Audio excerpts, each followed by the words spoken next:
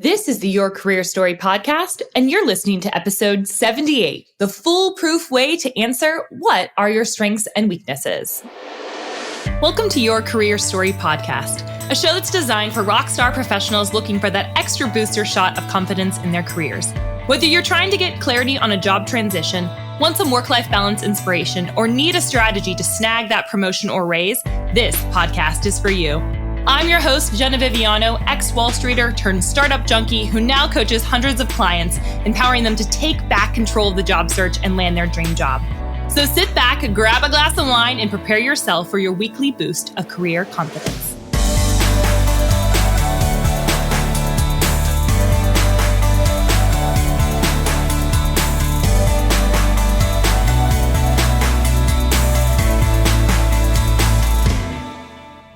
Hello, friends. Welcome back to another episode of the Your Career Story podcast. I am so excited to be back with you. I'm officially back in the office after taking 2 months off. It was glorious. I would recommend it to anyone. I'm going to do a whole podcast episode about my sabbatical, what I would do differently, what I learned from that time off. Because 2 months is nothing to sneeze at. That's a long time to be off from work. I dabbled a little bit here and there. I will say I wasn't completely out of my inbox. I didn't want to come back to 1,000 emails. Can I get an amen from anyone who's ever taken a vacation, right? And just want to thank all the people that reached out, specifically those people on LinkedIn after my wedding. And I posted it on LinkedIn. And for those of you that were listening to the podcast episode where Brent and I, my husband, talked a little bit about how we met and how LinkedIn was a part of our love story, which is so funny. And of course, kind of the most cliche thing ever, career coach and husband have LinkedIn as a part of their engagement story. I feel like we should be on like some ad for LinkedIn. Anyways, I digress. So I'm good. I'm just so glad to be back here in the office, in my new office in downtown Franklin. If you ever come to Franklin, Tennessee, let me know on LinkedIn. I would love to meet you at the local coffee shop, Frothy Monkey. So I'm just really excited to be back and back on the microphone and back sharing with you some fun, jazzy things. Before we hop into the meat and potatoes of this episode, which I'm really excited to dive in. It's a follow-up episode actually to our most popular episode, most downloaded episode here at the Your Career Story. It's episode 45. So if you've not listened to that one, you can go back there. It's the foolproof way to answer, tell me about yourself. So this one is obviously a really frustrating question. So we did a whole episode on how to answer that question. And I thought, what a perfect way to segue my way back into the microphone and back into talking to you guys via the podcast and help you answer the second most common frustrating question when it comes to interviewing is, what are your strengths and weaknesses? So we're going to dive right in on that. But before we do that, I just want to share a couple of quick announcements. So we've been getting some messages on LinkedIn. Sarah's been amazing, my marketing manager, of just kind of combing through those, sending some of those my way, some of the words of encouragement you guys have been sending, but also just questions about Recruit the Employer.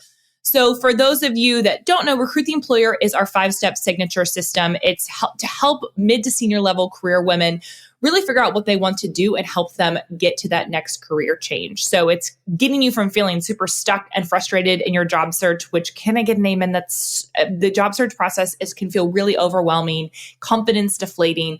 And my goal through this program, what we've helped other women do, is feel confident in themselves, help them land their dream job, express themselves in an interview, and really learn how to sell themselves in an appropriate way, and then negotiate thousands more. So if that sounds interesting to you, or if it sounded interesting to you in June and you just didn't get in and purchase Recruit the Employer, we are reopening the doors October 21st.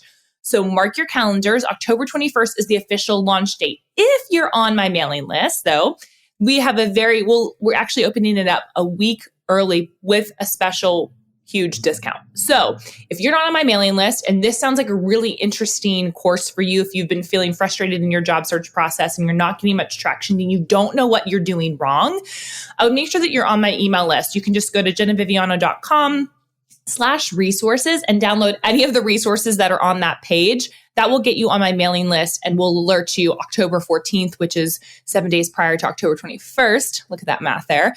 And we'll let you know that we have opened the doors for those people on my mailing list and they get a huge fat discount. So if that sounds interesting to you, make sure you're on the mailing list. If not, we are reopening the doors on October 21st at full price. The second thing is, if you've been listening to this podcast for a while, we would love a review from you. Reviews really help us get to the top of the search portion of Apple. So if you go over to Apple and that's where you listen to your iTunes, if you would give us, or listen to your podcast, if you would give us a review, that just helps us become more searchable, helps more people find this podcast in the career space.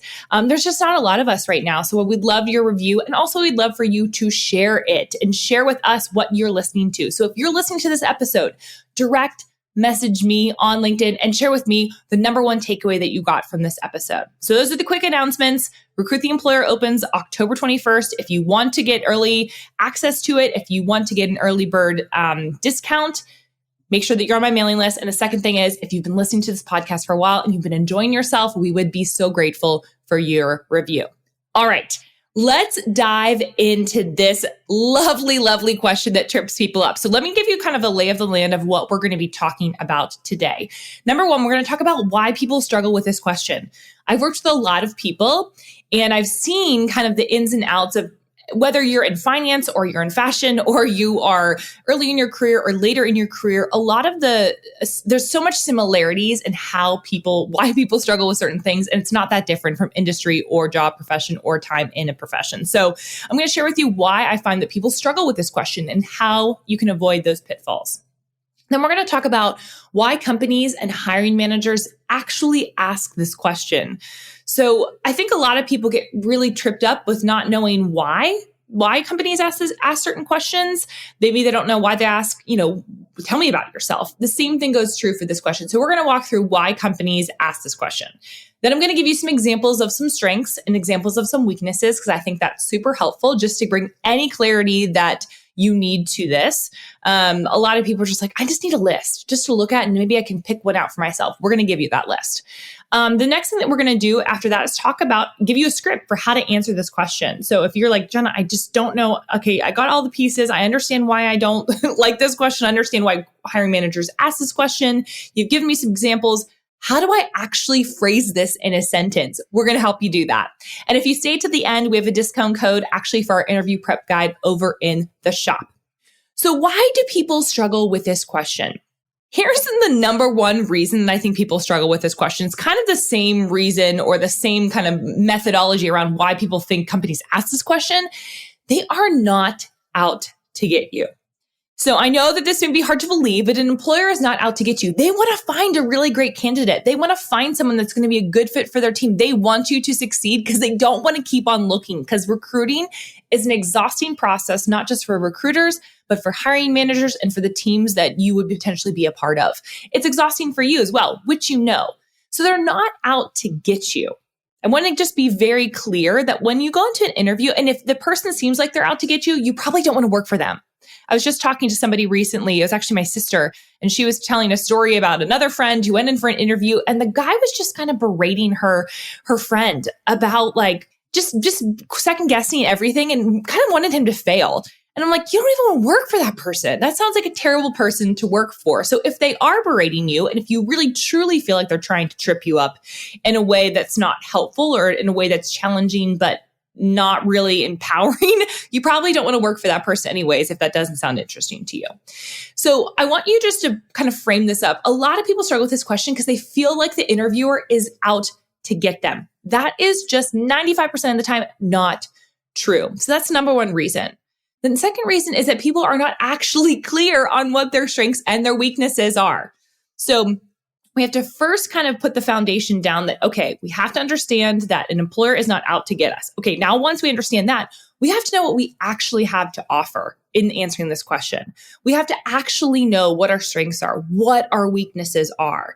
And so many people walk through their careers or run through their careers or like look back and like, where did my career go? And don't actually spend the time to reflect.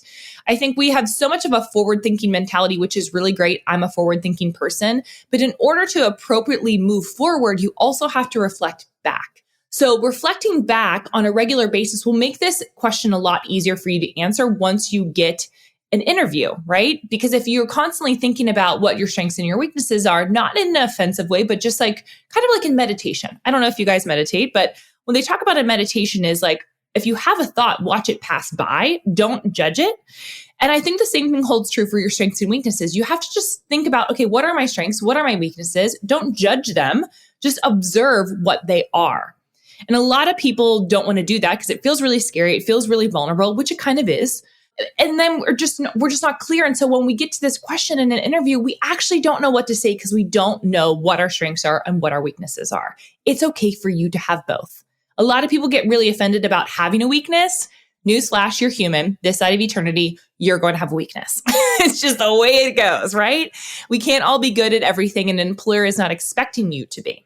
The third thing is that people worry about. So first, people struggle with this question because they think someone's out to get them. The second reason is because they don't actually know what their strengths and weaknesses are. And maybe some of this is resonating with y'all. And the third reason is that they're too worried about what someone wants them to say versus what is actually true. So this kind of piggybacks off of my last statement of just people not being clear in what their strengths and weaknesses are. Sometimes people, I've seen this happen so many times. Sometimes as women, we're worried about what someone wants us to say. And we're trying to like triangulate and put ourselves into a box that maybe we don't fit into because maybe it's not actually true. And so when we answer this question, it comes off inauthentic because it's not actually true of us. So I've seen this happen many, many times. And I'm all for, if you guys have listened to any of my podcasts, have been in any of my courses, you know I'm all for thinking about what's the employer care about. But at the same instance, you have to answer a question through the lens of what's true for you. You can't just say like, oh, I know the employer cares that I'm good at editing and I'm going to say I'm good at editing even though I'm not good at it. Like that does not compute. It's more about being strategic. You have to not worry as much about what they want you to say, but versus what is actually true through the lens of the job description, through the lens of what they would actually want. You have to remind yourself, like, this is a deep question. It's a deep, deep question. I know that sounds kind of ridiculous, but asking this question, think about this. This is the first time. Let's say you're going on a date for the first time. And on the date, they say, okay, well, tell me about yourself. It's like, put on a show, right? That's the first question you're usually asked. And you're like, okay, I got through that one. And then you're on the second part of the date and it's like not even dessert yet. And they're asking you, so tell me what your biggest strengths are. And what are you really terrible at? It's like, that, excuse me, I just met you. So you have to remind yourself that it's okay if you feel a little queasy with this question because it's actually a very deep question. It's okay. And it makes sense if it makes you nervous. It touches on our vulnerabilities. Weaknesses we can get vulnerable with that, right? It touches on just like who we think we are. And I think that a lot of our careers in general are a lot more emotion filled than we give them credit for. Oftentimes, we approach our careers in a very transactional lens when actually our careers are very multidimensional and there's a lot of emotions packed into that. We touch on money, you touch on your presentation skills. Do people like me? Do people not like me? And there's a lot of things that are going on in our brain, especially during an interview. So compounding that with a very vulnerable question, of course, it's natural for you to feel nervous. However, this is a totally preparable question, okay? So you have to get your mindset right first before you get into this question. Because if you don't get your mindset right first and you start thinking, well, someone's out to get me, I need to just say what they want me to hear, what they want to hear. I can't think about it. But at the same time, I'm feeling like I'm super vulnerable and I'm super insecure and I'm not really sure. It's gonna blow up. It's not going to work for you. So people really struggle with this question because they don't acknowledge it. Hey, this is a vulnerable question. So you have to acknowledge that. Look at it in a matter-of-fact lens. Start to kind of think for yourselves, what are my strengths? What are my weaknesses? Don't judge them. Just observe what they are. And then the next step after that would be to layer them through the job description. Think about, what do they actually care about? Which one of my strengths can I highlight and bring to the top? And which one of my weaknesses won't drown me? And we're going to go through kind of an example of what that looks like. But I just wanted to kind of frame that up before we get into why companies ask this question, because I think it's so important for you to recognize that this question is normal for you to be frustrated with and annoyed with because it's a vulnerable question. I don't think we talk about that enough. Interviewing is very vulnerable. So now that we've talked about that, let's talk a little bit about why companies ask this question to begin with. Again, we talked about it's not because they're out to get you. Here's an equation that I think is relevant, and you can write this down if you're taking notes. Please don't be taking notes while you're driving if you're listening to this while you're driving. But I really feel like this question helps get to the root of character plus self-awareness plus skills. Character plus self-awareness plus skills. And quite frankly, all of interviewing is really this equation equals whether you're a good candidate or not, right? Character plus self-awareness plus skills equals candidate or not a candidate. So they're asking this question because they want to understand your character. They want to understand, are you truthful? Are you honest? Are you just telling them what they want to hear? Because I know that an employer will call you out if you do that. I had an employer do that to me one time when I was in an interview. It was very embarrassing. Second part is the self-awareness. This question is all about self-awareness. Do you know what your strengths are? Do you know what your weaknesses are? Are you able to articulate them? And then the last part of that equation is the skills portion. So do your strengths match up with the skills that they want to have in this role? And do your weaknesses not hinder you so much that you can't do the role? Character plus self-awareness plus skills. That is the equation. And this is why this question's asked, because those are the three things they're trying to figure out. They want to know, do you know yourself?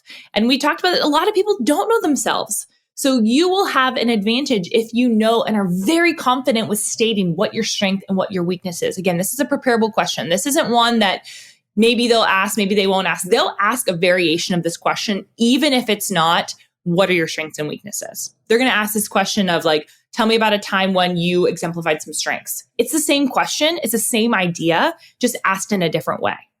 They want to know if you're confident in your skills, but also humble at the same time. So I've seen people go on different ends of the spectrum, but for most people, they tend to lean on the I don't want to brag about myself spectrum, especially my ladies. If you're listening to this, you're really worried about, I don't want to come across as too arrogant or too confident or bossy, when I would rather you be confident and matter of fact. I equate confidence with matter of factness. Like, I'm just really good at this.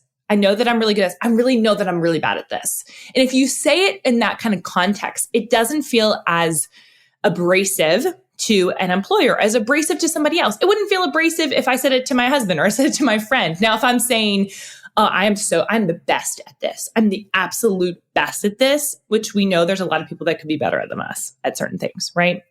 And they also ask this question, what are your strengths and weaknesses? Because they want to make sure, like I said, you don't have any glaring weaknesses. Like, for instance, if editing is the number one portion of the job and you said that your weakness is editing, red flag for the employer, which all of you are smart enough to know not to do that. One, if that is the case, you shouldn't have even applied for the job. And two, you would know not to do that. So that's why companies ask this question. They want to get to know you, they're not out to get you. They want to know what your character is like. They want to know if you're self-aware, and they want to know if you have the skills to really get the job done. Those are the three things they care about. So you are the business owner of your career. You can, if you start to think about yourself like that, you understand why they ask these questions, right? You understand that you have the opportunity to share who you are in your career. You're in control of your career. You're in control of the narrative. You just need to take control of the narrative. Too many people are not proactive enough in their career. They're reactive enough. They're too reactive in their career. So when they get to questions like this, they don't know the answer to them because they have not thought about it. So your strengths are actually your selling points. Your strengths are the things that they're going to remember later on. Specificity really matters. So let's dive into some strengths that you can use. So how to evaluate your strengths. This is a really important question. So if you're like, Jena, I actually don't know my strengths. I'm feeling a little bit shameful about that right now. One, don't feel shame. Just move forward and actually write some things down. So here's some questions you can ask yourself. One, what are you celebrated for in your job? If you're aware of what you're celebrated for in your job, most likely there is a strength attached to that. Now, what a lot of people run into is they'll say, well, yeah, Jena, I've been told that I've this, and this, but they feel like soft skills, there's nothing I can anchor them to. They just feel like floaty things that I can't really quantify.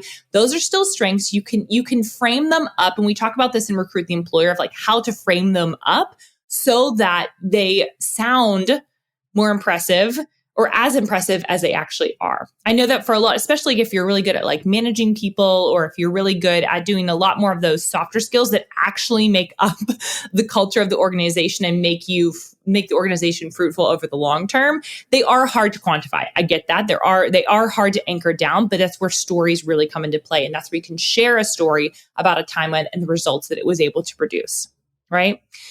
Second thing that you can ask yourself if you're trying to evaluate your strengths is, what are you doing when you feel like you're in the zone? When you're in the zone.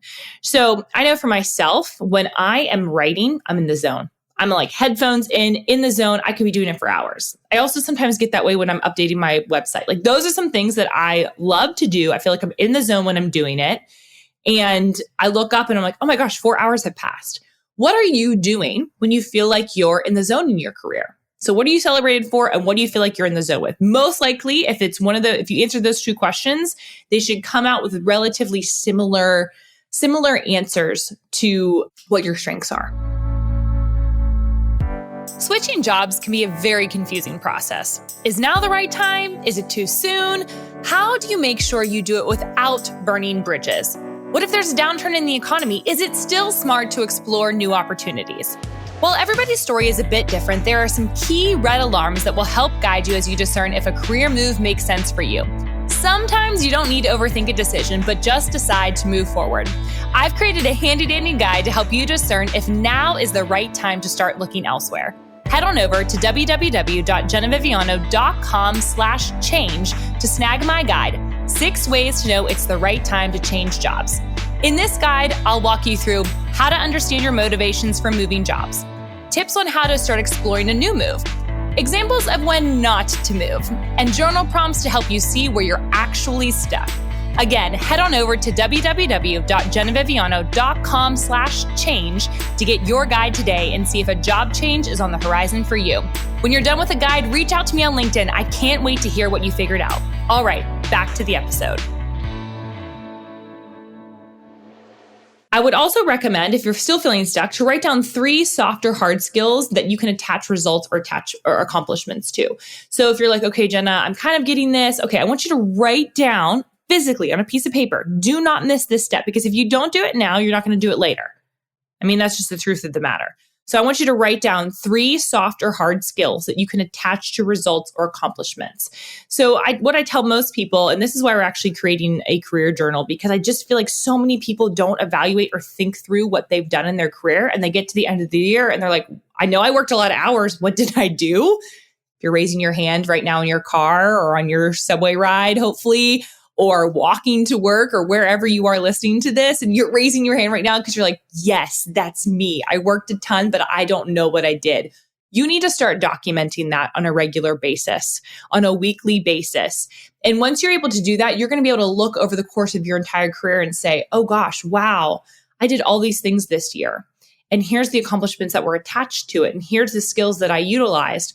All of this stuff is really important because it's going to help you in interviews, but it's also going to help you realize that what you do matters. I think so many of us walk through life. We're like, do I matter? Does what I do matter actually at work? Am I making an impact on my team or on the world? I think that's a question a lot of us have been asking ourselves, especially post-COVID, or we're still in COVID, but at the time of this recording, but post the bulk of crazy COVID where we were all in lockdown.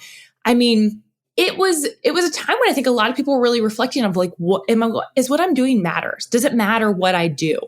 So this is one way that I think for you, just the strengths and weakness question, even if you're not interviewing right now, is a great question to review. How would I answer it? Because it's going to get to, what am I doing? Do I like what I'm doing?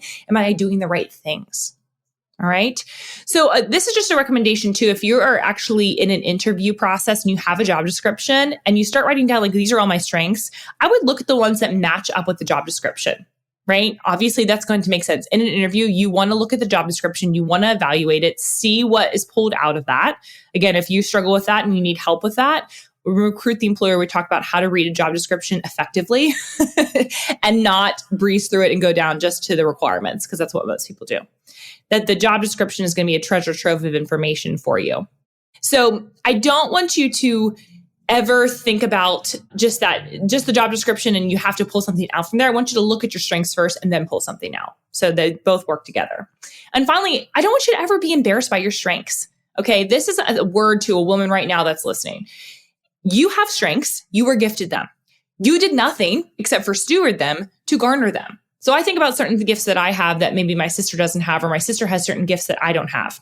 Genetically, we were just born with those certain gifts and didn't do anything to have them. We just were gifted them when we were born. Okay.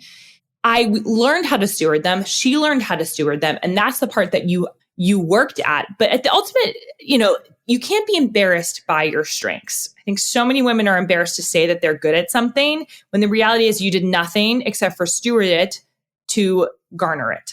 So you have to make sure that you're not embarrassed by your strengths, being matter-of-fact confident, like, yeah, I'm gifted at this.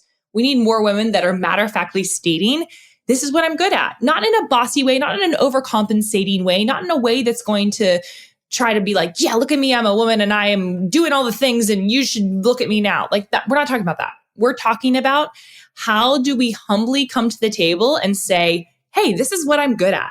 This is what I can offer to a team. I'm really confident that if you put me in this role, I can get work done. That is the kind of confidence an employer is looking for. That's the kind of confidence you want to work with, right? You want to work with somebody that has that type of conviction, that confidence, but isn't so arrogant and in your face that like, look at me, I'm so amazing. And I don't think if you're listening to this and you struggle with confidence, you're ever going to get to that point, but just need to say it, okay? So I think it's important to recognize what the facts are. But in order to get what the facts are, you have to spend some time in reflection. So anyways, trust your instincts. You are allowed to have those strengths. You're allowed to confidently talk about them. After all, an employer wants you to talk confidently about them. They want to know that you're confident in your skills because if you're not confident in them, they're not going to be confident in you. I actually found this quote by Simone Biles and I loved it. It was really funny because she said something really interesting. She said, if I say I'm the best gymnast there is, the reaction is, oh, she's cocky. No, the facts are literally on the paper. I think it's important to teach young girls that. She literally was the best gymnast out there. Point being, it's okay to be confident in your success. There is nothing wrong with saying, I am the best gymnast there is, because she literally has a gold medal to prove it, right? And while you may not have a gold medal to prove you're the best at managing a team or you're the best Excel master, you do know what you're good at. Don't second guess that. Okay, I'm going to be off my soapbox and we're going to get into understanding your weaknesses. I just think it's so important to talk about. And not enough people are talking about how we can encourage men and women, but specifically women, on owning their gifts, owning their talents, and recognizing that I was born, like using Lady Gaga, baby, I was born this way. Like truly, like I was born this way. I didn't do anything to acquire these skills and these gifts. All I did was I nurtured it, I cultivated it, I worked hard in it, and now I have this to show for it. Amazing, right? If you think about it like that, it just totally flips the switch. Okay, I digress. All right, let's talk about weaknesses. So this is an opportunity for you not to beat yourself up. It is so easy for us to only pay attention to our weaknesses and never pay attention to our strengths. So I made a choice early on in my career where I realized on Wall Street I was really bad at finance. And I wasn't very good at it. I truly wasn't. My brain does not think I could do it if I tried really, really hard. That is not the same thing as being good at something. Naturally gifted. I was not naturally gifted at finance. Terrible place to find that out. But I realized to myself, instead of me trying to like constantly fix and improve the thing I'm really not great at, which is not in my natural wheelhouse, I'm going to double down on the things I'm actually good at, the things that I actually like, so that I can bring more of that to the world. Genius, right? It was like a light bulb moment for myself. I feel like I talk to so many people that get frustrated in their careers and flustered in their careers because they're trying to overcompensate in the areas that they're not good at, when really they should be doubling down on the things that they're gifted at. Because if you're doubling down on the things you're gifted at, you're naturally going to progress farther. So if you have weaknesses, which we all do, don't beat yourself up, but also don't beat around the bush when answering this question, okay? So I see a lot of people do is they give fake weaknesses, or weaknesses that aren't actually true, or weaknesses they couldn't back up or show a time when they exemplified that weakness, or how that was a weakness for them, or why they think it's a weakness.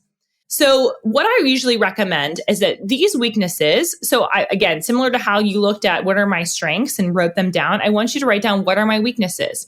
If your weaknesses far exceed your strengths, we have a problem there. I don't want you to have like this long, long list of weaknesses and not a long list of strengths. So they have to be about even, I would say. Less weaknesses is probably better.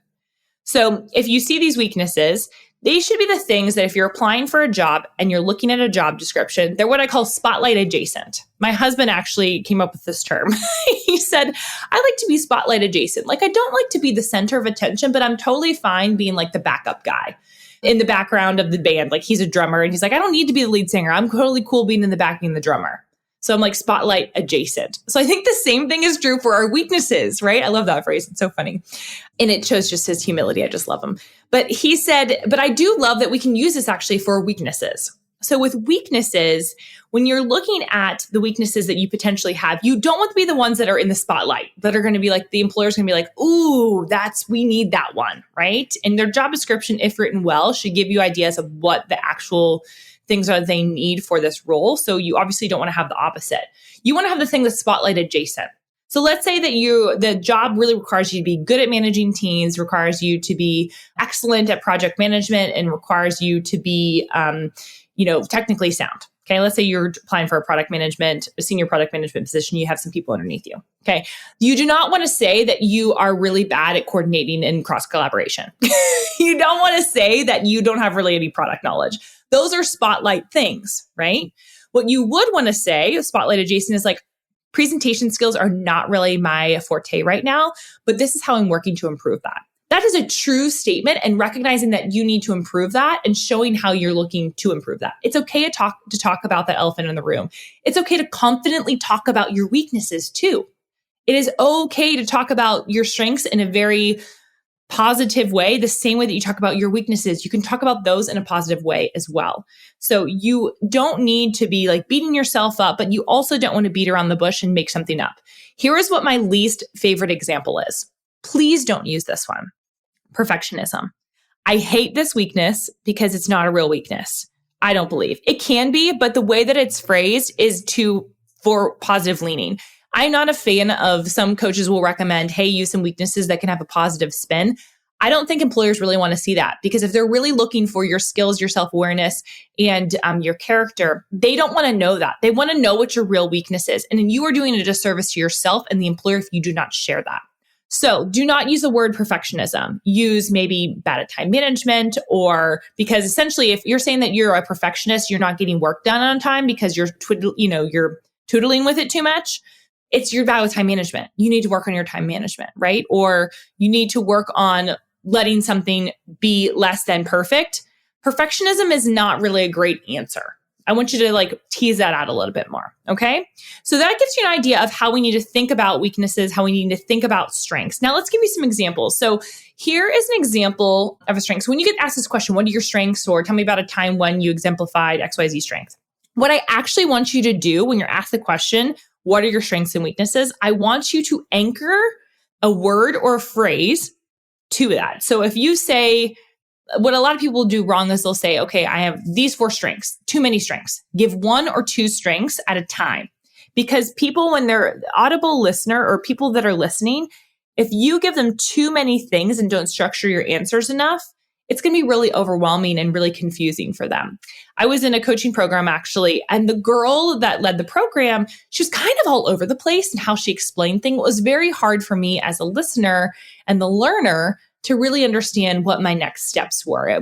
She was very, very hard to understand.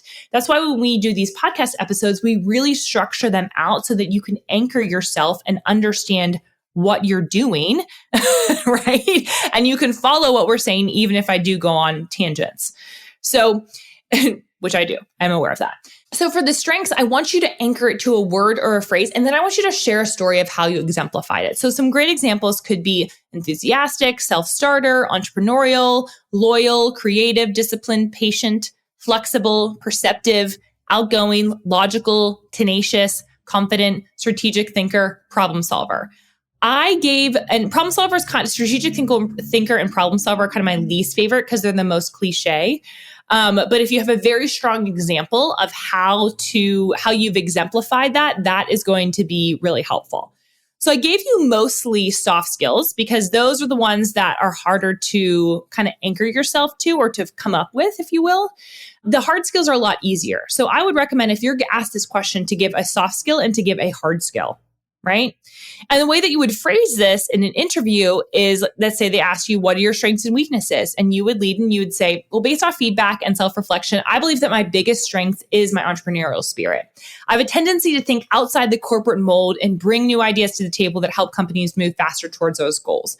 For example, when I worked at Prudential, we blank. Give an example. So I'm going to read that to you again. So if I was asked this question, I'm going to break it down for you too. If I was asked this question, I would say based off of feedback and self-reflection, right? So that first portion is showing social proof. right? Based off of feedback. That means other people have told you that this is your strength and your self-reflection, touching on the self-awareness. So based off feedback and self-reflection, I believe, not I think, I believe my biggest strength is my entrepreneurial spirit. Okay. Now, this might be good if you're going for, this one's really good if you're going for a startup or if you're actually going for a corporation where they are looking for somebody who's a self-starter or somebody who can think outside the box for their team. So I have a tendency to think outside the corporate mold and bring new ideas to the table that help companies move faster towards their goals. For instance, when I worked at Prudential, we blank. So I want you to end that. So it's very clear entrepreneurial spirit, right? Very clear that somebody else thinks that about you and very clear on how you've exemplified that. That is a really great way to answer what are your strengths because it gives somebody, the employer, something to anchor themselves to. Okay. So that's kind of how you want to break it down based off of feedback. This is what I believe my biggest strength is. Here's an example of it. Really easy, simple, break it down. Okay. Now, weaknesses, if you get asked this question, which you will probably get, what are your strengths and weaknesses, right? Give us an actual weakness. Don't beat around the bush and then share how you're working to improve it. This is where me and some career coaches, we kind of differ a little bit, where a lot of career coaches will tell you, spin it into something positive. This is my way of spinning it into something positive. Define what the weakness is, be confident in what your weakness is. Confidence and weakness is still a thing. And then share how you're working to improve it. So here's some examples, just a couple of them that are more, less technical, but again, more of those soft skills. So procrastinator, confrontation, organization, internalizing issues, public speaking, writing, giving feedback, delegation skills, and distracted. Those could all be ones. So obviously, again, make sure that it's not the exact same one that you need to do the job really well. So for me, I know that being a procrastinator is something that I really have struggled with in the past. So a way that I would answer this question is saying, yes, I know that I'm a procrastinator. So one of my biggest weaknesses is probably around follow through, or I wait until the last minute. And I know that can be really frustrating for fellow team members. So what I've been doing in order to mitigate that and mitigate any stress on my team is I actually create mini deadlines for myself, and I have an accountability partner to ask me, have you finished this thing on time? And so that's one way that I'm working to improve. But I definitely know that that's one of my weaknesses, but I also know how to move forward in that. Okay, so that's one example. Another example of a weakness that you could say is, let's say that you are leading a team and you really do not like giving feedback. Confrontation is not your jam, which is a lot of people, right? You could say, one of my things that I'm working on, so you don't even have to say weakness. One of the things that I'm working on is learning how to give feedback better. I've actually been taking some courses online. I know that's one of the areas that I don't feel as comfortable with. I didn't grow up in a home that actually was really big on confrontation. So having to do it in the workplace is a stretch for me. But over the tenure of my past 5 years working in a management type role, I've definitely gotten better in giving feedback. I've been told I've been getting better at giving feedback in a more constructive way and not just avoiding the conversation. But it's one of those things that I know I'm continually going to have to work on. That's a great answer, right? Matter of fact, states it in a positive lens, explains how you're working to improve it. That is great self-awareness, right? Employers are not looking for perfect people. They're looking for people that can imperfectly lead or imperfectly come to the table and be honest about who they are and what they're about. A whole person, right? Awesome, guys. This was a really long episode to come back to, but hopefully it was really, really helpful for you to understand, why do employers ask this question? How can you think through it yourself? What do you need to be doing on a continual basis? Not just, again, don't wait till the last minute when you have an interview and you're preparing for all these other questions. This is one question that is easily preparable 6 months in advance or before you're even looking. You should know the answer to this question. If someone were to come up to you on the street or in the elevator and say, what are your strengths and weaknesses?